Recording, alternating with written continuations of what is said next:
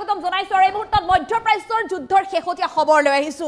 এইবাৰ আমেৰিকা যুক্তৰাষ্ট্ৰৰ ৰাষ্ট্ৰপতি ডোনাল্ড ট্ৰাম্পক পুনৰ ইৰাণে দেখুৱাইছে শক্তি।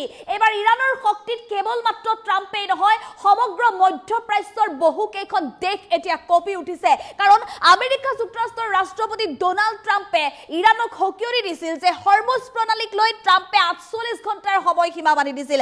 48 ঘণ্টাৰ ট্ৰাম্পে যি সময়সীমা বান্ধি দিছিল, ট্ৰাম্পৰ সময়সীমাৰ পিছতে এতিয়া সকীয়নিৰ পিছতে ইৰাণে মহাশক্তি প্ৰদৰ্শন কৰি ডিচেলাইনেশ্যন প্লান্টত কৰিছে ভয়ংকৰ আক্ৰমণ। হাহাকাৰ লাগিছে।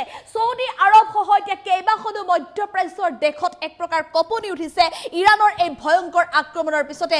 সমগ্ৰ বিশ্বৰ বহুকেইখন দেশত এতিয়া খাদ্যৰ খোৱাপানীৰ সংকটে দেখা দিয়াৰ আশংকা বিৰাজ কৰিছে ইৰাণৰ এই আক্ৰমণৰ পিছতে। কি হ'ব এতিয়া পৰৱৰ্তী যি ব্যৱস্থা বা কেনেধৰণে সিদ্ধান্ত গ্ৰহণ কৰিব ডোনাল্ড ট্ৰাম্পৰ তৰফৰ পৰা? লৈছে এই মুহূৰ্তত মধ্যপ্ৰাচ্য যুদ্ধৰ শেহতীয়া খবৰ।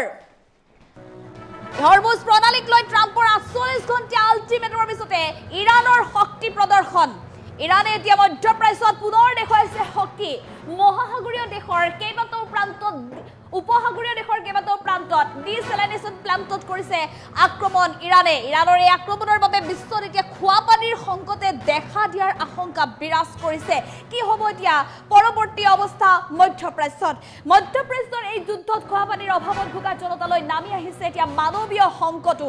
আমেৰিকাই ইৰাণৰ বিজুলী প্ৰকল্পত আক্ৰমণ কৰা ভাবুকিৰ ভয়াৱহ প্ৰত্যুত্তৰ দিছে ইৰাণে, যাৰ বাবে এতিয়া ভয়ংকৰ এক পৰিস্থিতি বিৰাজ কৰিছে সমগ্ৰ মধ্যপ্ৰাচ্যত। হৰমুজ প্ৰণালীক লৈ ট্ৰাম্পৰ 48 ঘণ্টীয়া আল্টিমেটামৰ পিছতে ইৰাণৰ এই শক্তি। উপসাগৰীয় দেশৰ কেইবাটাও প্ৰান্তত ডিচেলাইনেশ্যন প্লান্টত ইৰাণৰ শক্তি প্ৰদৰ্শন। ক্ৰমাৎ এতিয়া ভয়াৱহ হৈ পৰিছে মধ্যপ্ৰাচ্যৰ পৰিৱেশ। মধ্যপ্ৰাচ্যত আমেৰিকা, ইজৰাইল আৰু ইৰাণৰ মাজত আক্ৰমণ প্ৰত্যাক্ৰমণ অব্যাহত আছে।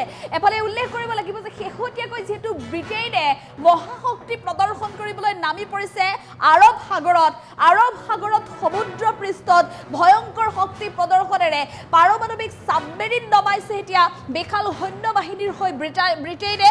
আমেৰিকা যুক্তৰাষ্ট্ৰৰ সমৰ্থনত ইৰাণৰ বিৰুদ্ধে নামি পৰিছে ব্ৰিটেইন এই যুদ্ধত। এফালে আমেৰিকাই যেতিয়াই বন্ধু ৰাষ্ট্ৰ ব্ৰিটেইনৰ তৰফৰ পৰা সহায় লাভ কৰিলে, তাৰ পিছতে ইৰাণক পুনৰ আক্ৰমণৰ লক্ষ্য কৰি ল'লে। ইৰাণৰ বিজুলী কেন্দ্ৰসমূহত আক্ৰমণৰ ভাবুকি প্ৰদান কৰিছিল মাত্ৰ ট্ৰাম্পে, কিন্তু ট্ৰাম্পে প্ৰদান কৰিছিল ভাবুকি। ট্ৰাম্পৰ ভাবুকিৰ বিপৰীতে ইৰাণে কিন্তু ডাইৰেক্ট একশ্যন দেখুৱাই দিলে। ট্ৰাম্পে ভাবুকি দিছিল যে হৰমুজ প্ৰণালী যদি 48 ঘণ্টাৰ ভিতৰত খুলি নিদিয়ে, তেনেহ'লে ইৰাণৰ বিজুলী কেন্দ্ৰত আক্ৰমণ কৰিব ডোনাল্ড ট্ৰাম্পৰ মাৰ্কিন সেনাই।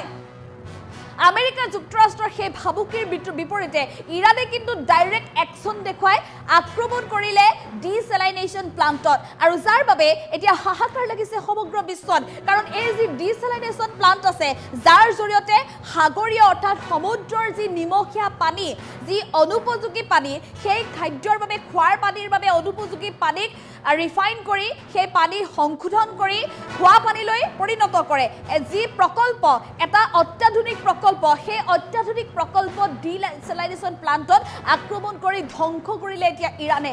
কি হ'ব এতিয়া পৰৱৰ্তী পৰিস্থিতি? কাৰণ মধ্যপ্ৰাচ্যত যদি ডিচেলাইনেশ্যন প্লান্টটো ধ্বংস কৰে, বিভিন্ন মধ্যপ্ৰাচ্যৰ দেশসমূহত ইয়াৰ প্ৰভাৱ পৰিব।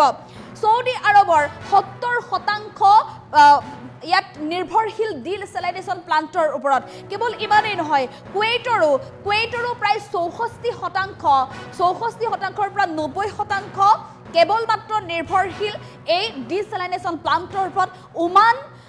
ওমানৰ পৰা আৰম্ভ কৰি অন্যান্য মধ্যপ্ৰাচ্যৰ বহুকেইখন দেশৰো প্ৰায় 90% দেশে আচলতে এই ডিচেলাইনেশ্যন প্লান্টৰ ওপৰত নিৰ্ভৰশীল। গতিকে তেনে অৱস্থাত এই ইৰাণৰ যি ডিচেলাইনেশ্যন প্লান্টত আক্ৰমণ, সেই আক্ৰমণে মানৱীয় সংকটৰ সৃষ্টি কৰিছে এতিয়া মধ্যপ্ৰাচ্যত। খোৱাপানীৰ নাটনিত ভুগিব লাগিব এতিয়া মধ্যপ্ৰাচ্যৰ জনসাধাৰণ। গতিকে ট্ৰাম্পে ইৰাণক জোকাই লৈ যি মহা ভুল কৰিলে, তাৰ পৰিণাম এতিয়া ভুগিব লাগিব মধ্যপ্ৰাচ্যৰ বহুকেইখন দেশে। কি হ'ব এতিয়া পৰৱৰ্তী ব্যৱস্থা বা কেনেধৰণে ট্ৰাম্পে এই মধ্যপ্ৰাচ্যৰ জনতাক কৰিব উদ্ধাৰ? ইৰাণৰ বিৰুদ্ধে যুদ্ধ কৰি মধ্যপ্ৰাচ্যৰ জনসাধাৰণৰ মাজত বৰ্তমান সম্প্ৰতি যি আচলতে মানৱীয় সংকট দেখা দিছে, সেই সংকট দূৰ কৰিবলৈ ট্ৰাম্পৰ পৰৱৰ্তী একশ্যন কি হ'ব, সেয়া হ'ব পৰৱৰ্তী সময়ত খুবেই লক্ষণীয়।